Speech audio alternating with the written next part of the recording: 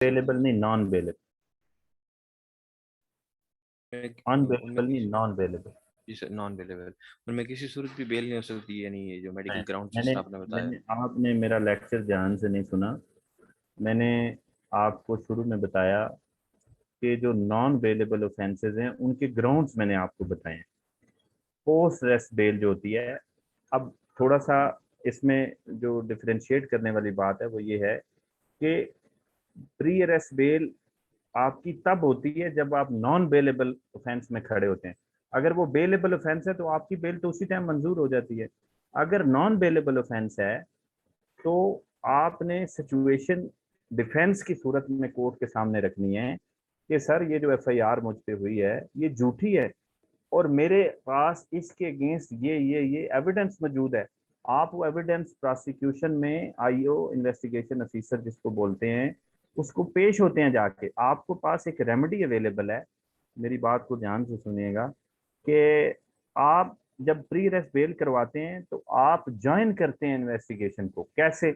आप जाके अपनी स्टेटमेंट रिकॉर्ड रिकॉर्ड करवाते हैं। स्टेटमेंट क्या?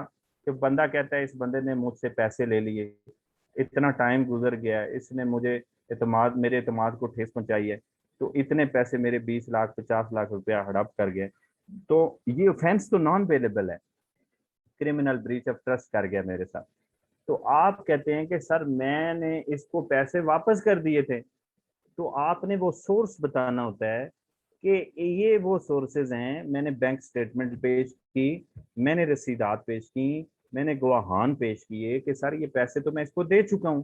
अब ये मेरे ऊपर इसने झूठी एफआईआर करवाई है। अब ऑफेंस नॉन बेलेबल है, लेकिन because of your evidence which you have provided to the investigation officer, the bail is allowed subject to your evidence which you have provided to the IO, and IO write it down in the Zimni proceedings। Police मिसल के अंदर लिखता है कि इसने ये सबूत पेश किए हैं, कंप्लेनेंट का मौकफ गलत साबित हुआ है, मुलजम ने इसके एलिगेशन को डिसप्रूव किया है, तो आपका जो नॉन बेलेबल ऑफेंस था वो प्लाजिबल एक्सप्लेनेशन और एविडेंस के साथ वो आपकी बेल कंफर्म हो जाती है। समझ गए? हेलो, जी सर आगे से। आपको समझ आ गई है मेरी बात? जी बिल्कुल।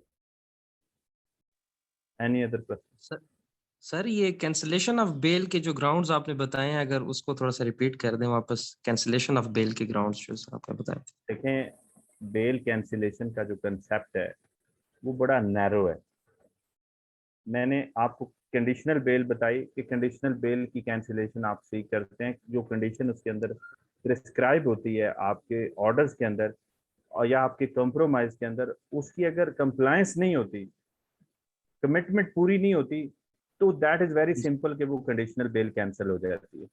अब इसके अलावा जो बेल कैंसिलेशन में आप जाते हैं वो उसका स्कोप मैं बता रहा हूँ कि बहुत थोड़ा सा है।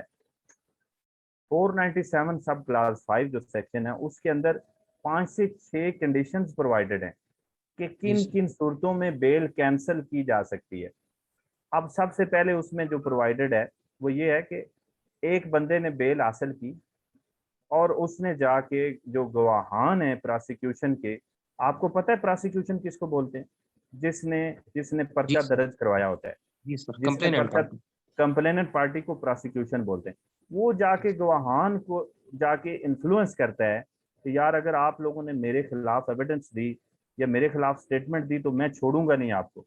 तो this is one of the ground के that person being accused of the FIR, he is going to tamper with the prosecution evidence. वो जाके उनको इन्फ्लुएंस करता है गवाहान को। तो this is also one of the ground for cancellation of bail. Secondly, documentary evidence available है and he is trying to tamper with the evidence, documentary evidence, कि जी ये जो एविडेंस मेरे अगेंस्ट है उसको स्पॉइल करने की कोशिश करता है, तो उसकी बेल जो है इस बेस पे भी रिकॉल की जा सकती है। थर्डली, वो अपनी बेल को मिस यूज करता है, कंप्लेनेंट को धमकियां देता है, ऑफेंस रिपीट करता है, ये एक और ग्राउंड है, उसी ऑफेंस को रिपीट करने की कोशिश करता है।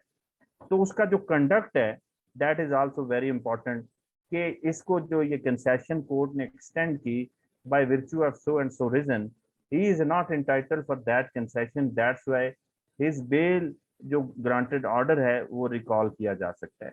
इसी तरह वो उसके चांसेस ये हैं कि मिसाल के तौर पे कि एक बंदा जो है वो इंग्लैंड में रहता है, पाकिस्तान में उसने ऑफेंस कमिट किया है, तो अगर हम उसको बेल ग्रांट करते हैं तो देयर आर चांसेस कि वो यहाँ से भाग जाएगा, एब्सकॉन्डर हो जाएगा। तो हम जी सर। कोर्ट से ये कहते हैं कि मुझे पता चला है कि इसने टिकट करवा रखी है और ये बंदा जो है यहाँ से भागने वाला है, ये सबूत मैंने पेश किए हैं कोर्ट में, तो कोर्ट क्या करती है कि एब्सकॉन्डर होने के पेशे नज़र उसकी बेल को रिकॉल कर सकती है कि ये एब्सकॉन्ड कर जाएगा, मफरूर हो जाएगा, अदालत से अपना इस केस की प्रोसीडिंग्स को ज्वाइन नहीं करेगा।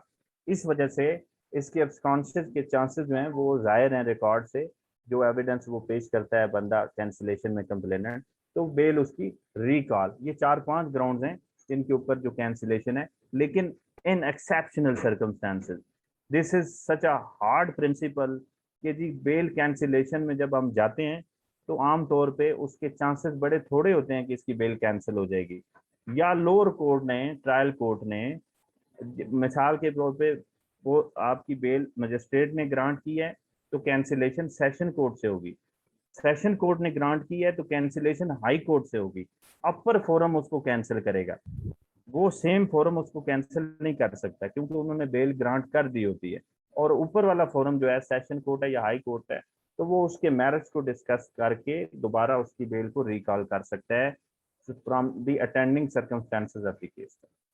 Any other? Thank you sir, thank you so much sir. Yes, you may ask. Sir किसी सूरत में कन्विक्शन के बाद भी सर बेल ग्रांट की जा सकती है, कोई ऐसी सूरत भी अवेलेबल है सर? ये बिल्कुल आपका बहुत अच्छा सवाल है। एक बंदे को सजा हो गई, 489F का मुकदमा है, 489F चेक डिसऑनर करवाया, किसी बंदे ने चेक दिया और वो चेक डिसऑनर हो गया, उसने पेमेंट नहीं की और उस बंदे को 3 साल सजा हो गई, तो under section 426 CRPC bail application वो लगाएगा सस्पेंशन ऑफ सेंटेंस की, सस्पेंशन ऑफ सेंटेंस होगी और वो बंदा बेल आउट होगा जब तक कि उसकी अपील जो हाई कोर्ट में जेर समात है, conviction appeal against conviction file करेगा और उसके साथ एप्लीकेशन फाइल करेगा 426 CRPC के तहत कि जब तक मेरी इस अपील का फैसला नहीं हो जाता तो मुझे जो है इसमें सजा को सस्पेंड करके मुझे बेल ग्रांट की जाए। ये इसका कंसेप्ट है आफ्टर कन्विक्शन। ये डिपेंड करता है सिचुएशन के ऊपर। अगर डेस्परेट क्रिमिनल है, डेस्परेट क्रिमिनल वो होता है जो हार्डर्ड होता है, जो बड़ा, जिसका एक हैबिचुअल ऑफेंडर होता है, वो रेपिटेशन ऑफ ऑफेंसेस करता है, उसके खिलाफ बेशुमार FIR हैं, उसे और मुकदमात भी सजाएं हुई हैं, तो हैबिचुअल ऑफेंडर को कोर्ट आमतौर पर बेल ग्रांट अंडर सेक्शन 426 जो है आफ्टर कन्विक्शन ग्रांट नहीं करती। Thank you sir. Any other question?